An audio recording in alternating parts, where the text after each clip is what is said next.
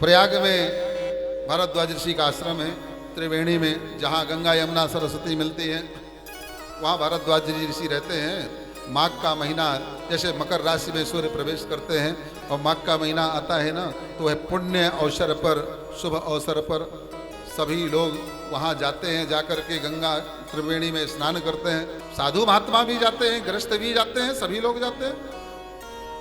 तो पहले क्या था कि संतों के यहाँ संत रुका करते थे, गृहस्थों के यहाँ गृहस्थ रुका करते थे। तो भारद्वाज ऋषि का आश्रम तो त्रिवेणी वहीं प्रयाग में है। तो जितने भी संत महात्मा सब आते तो कहाँ रुकते, व्यवस्था उनकी भारद्वाज ऋषि के आश्रम में। चलो भाई, वहीं बढ़िया रहेंगे, सत्संग होगा, त्रिवेणी में स्नान होगा और बढ़िया जो है तो बढ़िया मज्जन फल वहाँ जो है स्नान ध्यान किया। बहुत दिन तक सारे महात्मा वहाँ रुके, मगर इसके बाद में जब मेला समाप्त होने लग गया तो भैया सब अपनी अपनी तरफ चलने लगे, महात्मा चलने लग गए। तो सारे महात्मा तो जो है निकल गए। याज्ञवल्क्य जी महाराज जो परम ज्ञानी, जब ये जाने लग गए तो भारद्वाज ऋषि ने चरणों को पकड़ लिया और बोले, प्रभु आप रुक जाइए, आप मत जाइए। याज्ञवल्क्य जी ने कहा, क्यों भाई, क्यों ऋषिवर, मैं क्यों रुक जाऊं? अरे संत महात्माओं का ज्यादा कहीं रुकना अच्छा नहीं होता। रमता जोगी बहता पानी, ध्यान रखना। महात्मा वही शुद्ध होता है जो ज्यादा दिनों तक कहीं किसी गृहस्थ के यहाँ रुकता ना हो, और पानी वही शुद्ध होता है जो रुका ना हो, चलता हो। ध्यान रखना, हमारे यहाँ की परंपरा है। हम अब जो है लोग, हमारे पूर्वज बताया करते थे, बेटा अगर कहीं प्यास लगे तो तालाब का पानी मत पीना, चाहे कितना भरा क्यों ना हो, मगर कहीं कोई नदी बह रही हो और आंवला डूब जाए, इतना अगर पानी बह रहा है तो उसको पी लेना, वह भी शुद्ध पानी होगा। क्यों? क्योंकि वह बह रहा है, सदा त्याग के सिद्धांत पर चल रहा है, मगर संग्रह के सिद्धांत पर चलने वाला जो है वो वहाँ विकार उत्पन्न होते हैं। तो महाराज जो है रमता जोगी बहता पानी ही ठीक होता है, इसलिए अब हमें जो है चलने की इजाजत दीजिए। भारद्वाज ऋषि ने कहा, नहीं महाराज, अभी आपको मैं जाने नहीं दूंगा। क्यों? क्योंकि मेरे अंदर कुछ संशय है और उस संशय का निवारण आप ही कर सकते हैं। संशय क्या है? अब विचार करिए कि कोई यह कहे कि त्रिवेणी में निवास करने वाला व्यक्ति के अंदर संशय कैसे हो सकते हैं? अब जो जिसको कहना है सो कहे। तो कहते हैं, प्रभु यह बताइए कि ये राम नाम में बड़ा संशय है मुझे, ये राम कौन है? क्योंकि एक तो इतना बड़ा राम कि जी भगवान शिव जिसका जप करते रहते हैं। आज हर व्यक्ति के अंदर संशय ही तो है। अगर उसका संशय क्लियर हो जाए कि मैं कौन हूं, समझ लो जीवन का उद्धार हो जाए। अब इस संशय का समाधान करो, कौन करेगा? जो अंदर उतरा हुआ होगा, है अंतर्मुखी होगा। देखिए इतने बड़े बड़े महात्मा हैं, अगर ये कहे हमें क्या करना है राम कथा सुन करके, अरे हम तो भैया वैसे ही प्रयाग में निवास करते हैं, त्रिवेणी में जो है बैठ करके त्रिवेणी में गोते लगाते हैं रोज, फिर हमें राम कथा सुनने की क्या आवश्यकता है? मगर नहीं, भारद्वाज ऋषि ने रोक करके याज्ञवल्क्य जी को और निवेदन किया, पैर पकड़ लिया कि प्रभु आप वेद तत्व के ज्ञाता हैं, है? मेरे अंदर की एक समस्या है, उस समस्या का समाधान मैं और किसी से नहीं कह सकता हूं। ध्यान रखना, कभी भी कोई भी समस्या हो, उस समस्या का समाधान हर किसी से नहीं लेने का प्रयास करना चाहिए। अपने जीवन की समस्या हो, बाहर की समस्या हो, चाहे अंदर की समस्या हो, आपको चाहिए कि आप जो है उस समस्या का जिससे वास्तविक समाधान मिलना, केवल उसी को बताएं। राम नाम बड़ा श्रेष्ठ है, ये तो हम जानते हैं।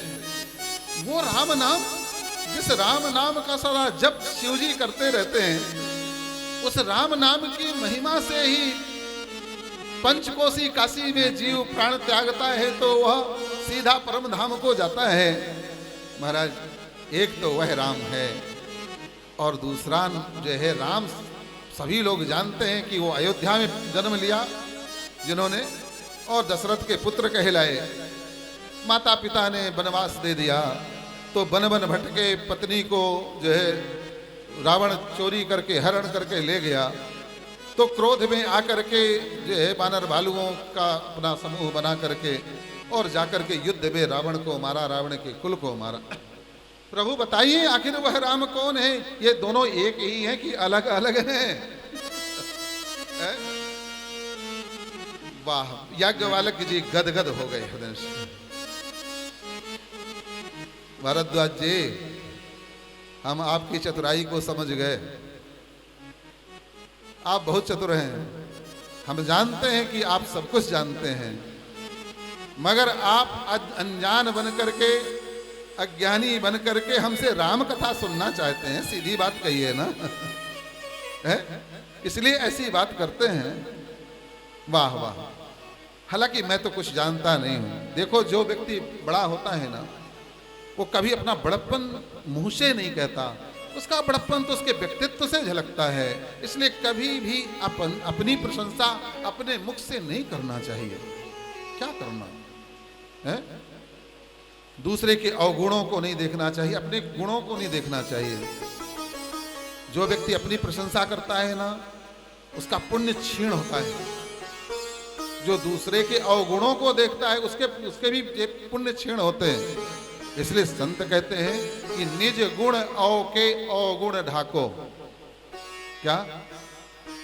निज गुण औ के अवगुण ढाको।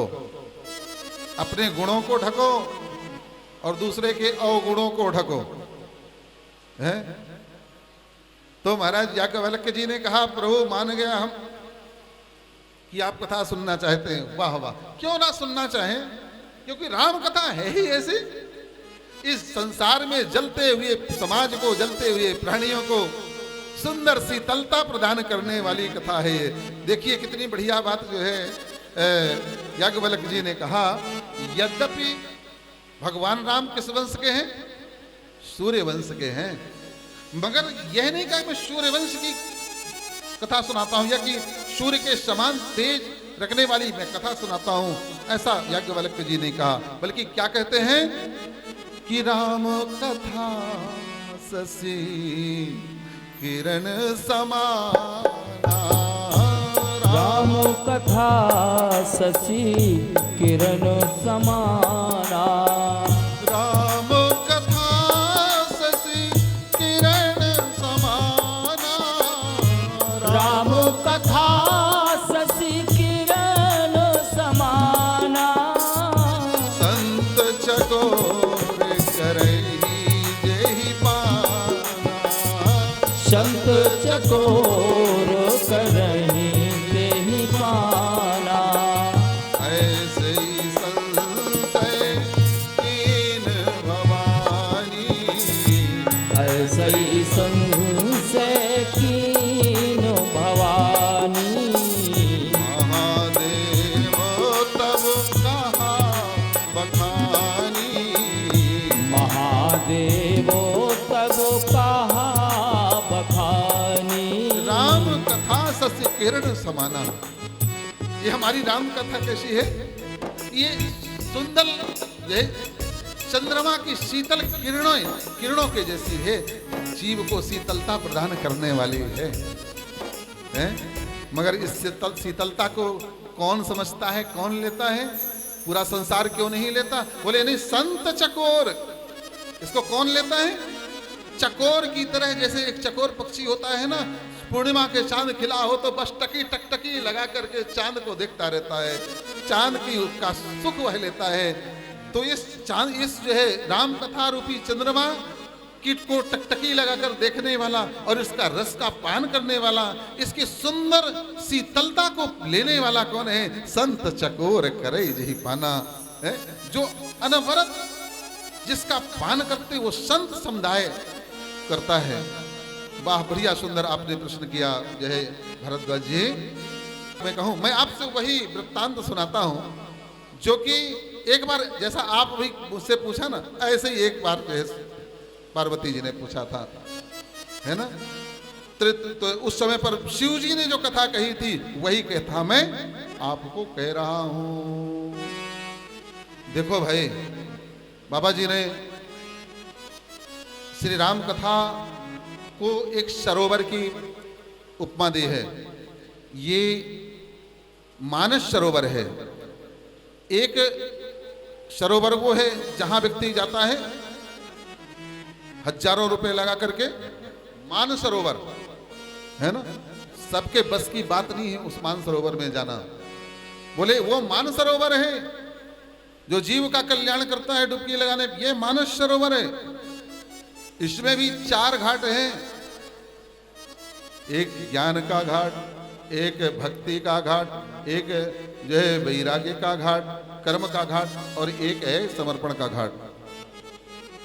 ज्ञान की भूमिका में भगवान भोलेनाथ पार्वती अम्बा को कैलाश पर्वत पर, जहां सुंदर मंद सुगंध शीतल बयार बह रही है, जहां का स्वाभाविक रूप से आनंद बरस रहा है, उस पावन भूमि पर बैठ करके भोलेनाथ कथा सुनाते हैं। ज्ञान की भूमिका में, ज्ञान के घाट पर बैठ करके अम्बा पार्वती को। कर्म की भूमिका पर बैठ करके याज्ञवल्क्य जी महाराज भरद्वाज ऋषि को कथा सुनाते हैं त्रिवेणी में।